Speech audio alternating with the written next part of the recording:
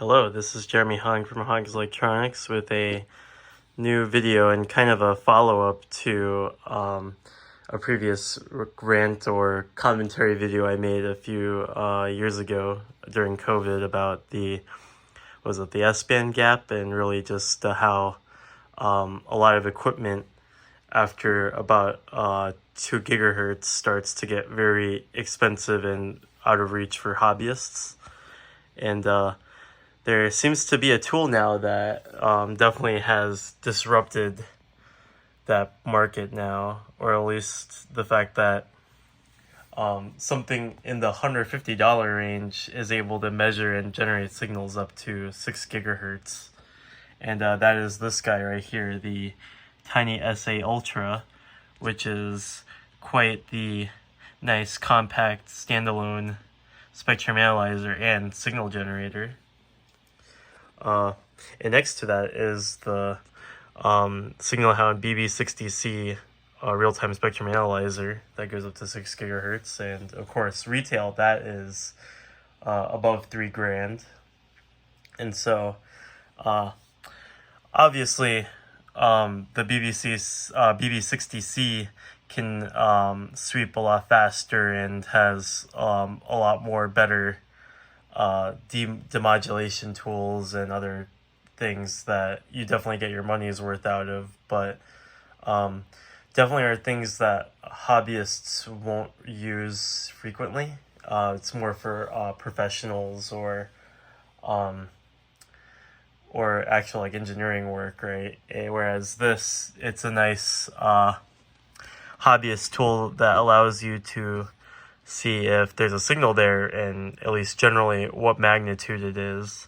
And so right now here I have 1 gigahertz signal generated by the Signal Hound VSG25A vector signal generator, and you can clearly see there it's measuring that, and it's within 3 dB basically, including the cable losses and then the splitter.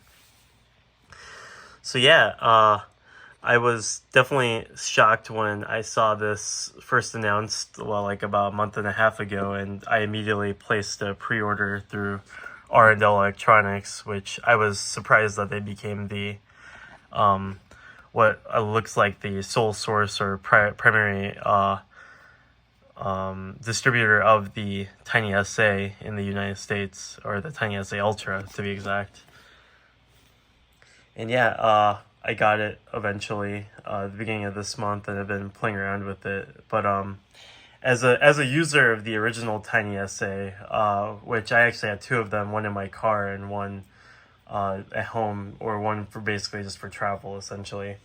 I loved that particularly because it was $60, could measure up to up to like the 900 megahertz band essentially.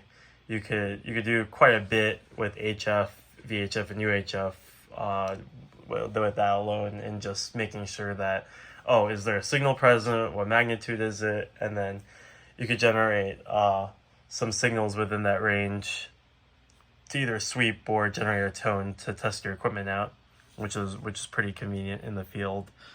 So I generally kind of regarded that as what or basically my usage for it was basically what I would call a RF multimeter, where it just kind of fits in your pocket or in the tool bag, and you could just measure signals quickly without really worrying about exact magnitude and other very specific things.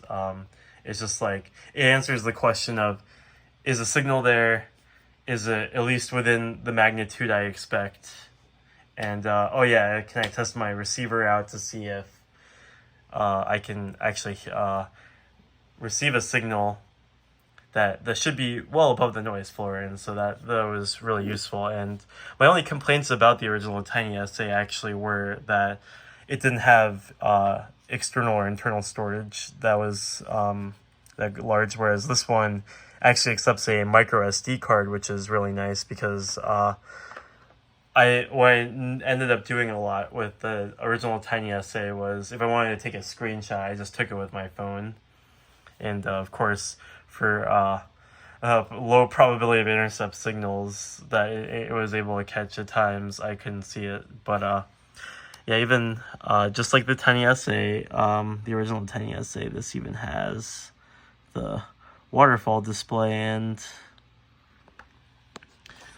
all sorts of things. So yeah, it's been really cool to see a tool that's now in the market, along with alongside now with tools like the what was it, Nano VNA, and of course the expanded and better dynamic range variants of it, as well as what the Libre VNA, and then a couple of other open source projects or new tools that have come onto the market now.